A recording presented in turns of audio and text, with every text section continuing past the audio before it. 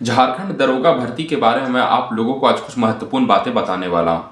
तो आपका जो इस बार जो भर्ती आने वाला है वो 946 पदों पर भर्ती आएगी। तो इसका सिलेक्शन प्रोसेस कैसे होगा तो मैं आपको सारा कुछ डिटेल से बताऊंगा। आपका फिजिकल टेस्ट, आपका मेडिकल टेस्ट और आपका रिटन टेस्ट, तीनों के बारे में आपको पूरा डिटेल से बताऊंगा कि इसकी क्या क्या क्वालिफिकेशन चाहिए और इसमें कितना किलोमीटर आपको दौड़ लगाना है और इसका सिलेबस क्या रहेगा और आपसे क्या क्या आपसे जो टॉपिक जो है वो पूछा जाएगा। तो मैं सारा कुछ आपको डिटेल से बताऊंगा। तो ये वीडियो बहुत ही आप लोगों के लिए महत्वपूर्ण होने वाला है।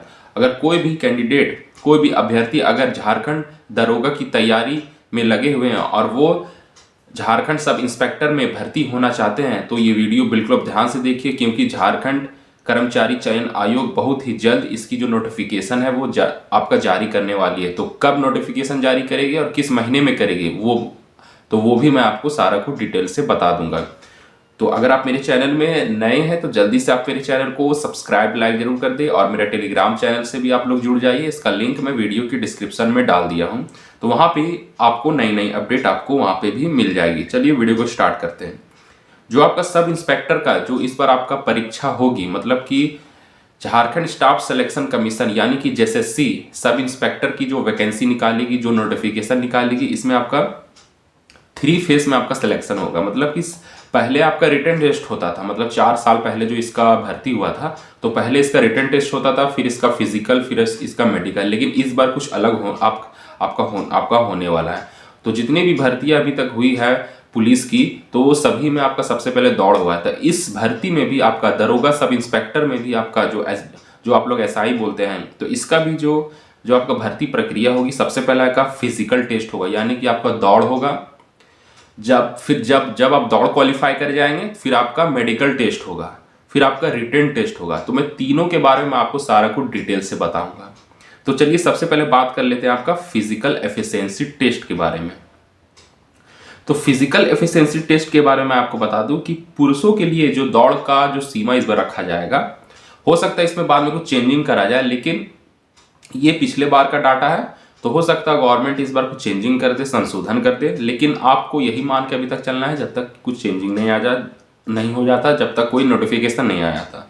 तो आपका 60 मिनट टाइम दिया जाएगा पुरुषों के लिए और 10 किलोमीटर दौड़ लगाना है। तो ये हो सकता है बाद में चेंज कर दिया जाए, हो सकता है बाद में घटा दिया जाए, लेकिन ये जो पहले का जो डाटा है, जो मतलब जो पहले आपका 4 साल पहले जो भर्ती हुआ था, तो इसका जो डाटा था यही था कि आपको 60 मिनट का टाइम दिया जाता था, 10 किलोमीटर दौड़ लगाना होता था। ये था पुरुषों के लिए।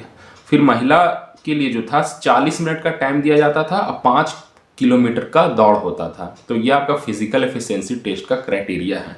तो ये आपको जब आप फिजिकल एफिशिएंसी टेस्ट जब आप क्वालिफाई कर जाएंगे, फिर आपका जो होगा वो आपका मेडिकल एग्जामिनेशन होगा, मतलब कि आपका मेडिकल टेस्ट होगा। तो मेडिकल टेस्ट में आपका मतलब क्या क्या टेस्ट लिया जा सकता है वो मैं आपको बिल्कुल शॉर्ट फॉर्म में बता देता हूँ।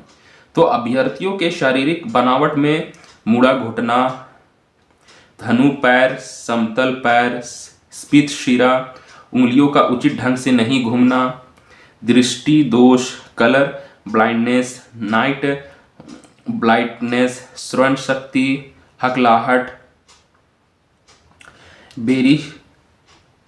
बेरिशोसिल, हाइड्रोसिल, पाइल्स एवं अन्य संक्रामक शारीरिक मानसिक बीमारी आदि की चिकित्सा परीक्षण की जाएगी, मतलब जांच की जाएगी। ये सब जो मैं आपसे नाम लिया हूं, मतलब जो भी मैं अभी नाम लिया हूं, उस सब का आपका मेडिकल टेस्ट किया जाएगा।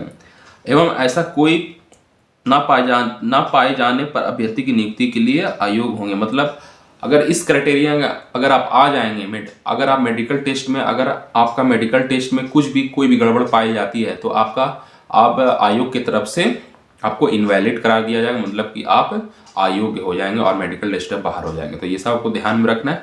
फिर आपका रिटन टेस्ट होगा। तो रिटन टेस्ट से पहले मैं आपको कुछ महत्वपूर्ण बात बताना चाहता हूँ कि आपका जो 946 पद जो आने वाला है, तो जो पिछले 4 साल से आपका ये एग्जाम नहीं हुआ है, तो कुछ मैं इंपॉर्टेंट बात मैं आपको बता देता हूँ, फिर मैं आपको रिटन टेस्ट के बारे में बताऊंगा। तो एक आर्टिकल के माध्यम से अभी कुछ महीने पहले एक अखबार में ये बात छपी थी कि पुलिस मुख्यालय ने गृह विभाग को भेजी थी अधियाचना। मतलब कुछ महीने पहले जो है पुलिस मुख्यालय ने गृह विभाग को अधियाचना भेजी थी आपका बहाली को लेकर। तो आपका 4 साल बाद अब झारखंड में 946 पदों की जो सीधी नियुक्ति होगी, ये आपका हेडलाइन था। तो मैं आपको कुछ इंपॉर्टेंट बात बता देता हूँ कि 596 की भर्ती रेगुलर नियुक्ति के आधार पर की जाएगी। मतलब 596 जो जो आपका सीट है वो आपका रेगुलर भर्ती रहेगी। इनमें से फिर और आपका 350 जो रहेगी सीट वो आपका बैकलॉग की रहेगी। मतलब दोनों मिलाकर आपका 946 यानी कि 946 पदों पर नियुक्ति होगी। इसके अलावा मैं आपको बता देता हूं कि जो आपका 2012 में जो भर्ती हुआ था वो 384 पदों पर हुआ था और 2018 में आपका 2580 पदों पर इसकी बहाली की गई थी। इनमें से स्पेशल ब्रांच के 480 दरोगा भी शामिल थे। तो बहुत ही अच्छी वैकेंसी ये आपका है। तो हेमंत सोरेन सरकार ने नियुक्ति का फॉर्मूला बदला।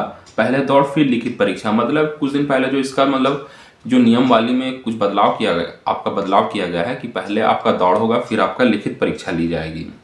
तो 5% आपका महिलाओं के लिए आरक्षित रहेगी ये सीट, ये भी इसमें ये जिक्र है। तो फिर मैं आपको अब मैं आपको बताने जा रहा हूँ रिटन टेस्ट के बारे में। जो आपका रिटन टेस्ट जो होगा वो आपका 3 पेपर होगा। मतलब एक ही दिन में आपका सारा कुछ एग्जाम होगा। पहले आपका जब हुआ था 4 साल पहले तो आपका मतलब कि आपका प्री मेंस करके कुछ हुआ था, लेकिन जो इस बार जो आपका भर्ती होने वाला है वो एक ही दिन होगा, पेपर 1, 2, 3 करके। तो पेपर 1 में आपसे भाषा ज्ञान पूछा जाएगा, लैंग्वेज पेपर आपका भाषा ज्ञान पूछा जाएगा, जो कि टोटल इसमें 120 क्वेश्चन रहेंगे। इसमें आपको टाइम 2 घंटे का टाइम दिया जाएगा। तो हिंदी भाषा ज्ञान पूछा जाएगा, 60 क्वेश्चन रहेगा हिंदी भाषा ज्ञान से। फिर आपसे अंग्रेजी भाषा ज्ञान पूछा जाएगा 60 क्वेश्चन। तो टोटल मिलाकर 120 क्वेश्चन रहेगा।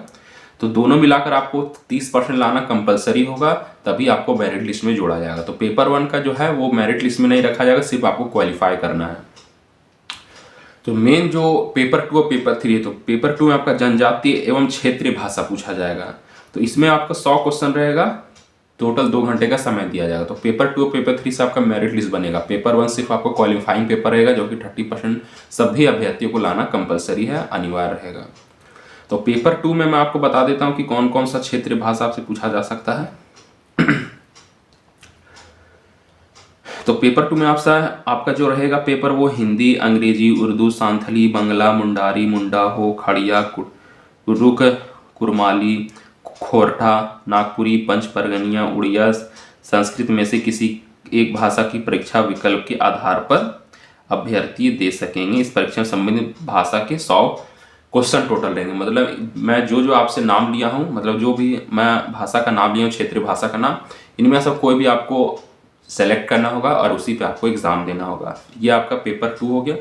और पेपर 3 में आपका टोटल 150 क्वेश्चन रहेगा और 2 घंटे का टाइमिंग दिया जाएगा। तो पेपर 3 में जो आपका रहेगा वो आपका सामान्य अध्ययन यानी कि आपका जनरल नॉलेज पूछा जाएगा, 30 क्वेश्चन इसमें रहेगा। और फिर आपका जनरल साइंस से 20 क्वेश्चन रहेगा और आपका मैथ्स जो पूछा जाएगा इसमें 20 क्वेश्चन रहेगा और आपका रीजनिंग जो पूछा जाएगा इसमें 20 क्वेश्चन रहेगा और कंप्यूटर आपका नॉलेज पूछा जाएगा 20 क्वेश्चन। फिर आपका झारखंड राज्य से कुछ संबंधित ज्ञान मतलब झारखंड जीके आपसे पूछा जाएगा 40 क्वेश्चन। टोटल 150 क्वेश्चन, 2 घंटे का टाइम रहेगा। तो ये आपका पूरा रहा डिटेल, आपका सिलेबस। फिर सबसे इंपॉर्टेंट बात मैं आपको बता देता हूँ, इसकी मतलब क्वालिफिकेशन क्या रहेगा। क्वालिफिकेशन सिर्फ ओनली आपको किसी भी स्ट्रीम से आप ग्रेजुएट पास होना आपको जरूरी है। मतलब आपका ग्रेजुएट पास होना कंपलसरी रहेगा, वही लोग फॉर्म भर सकते हैं।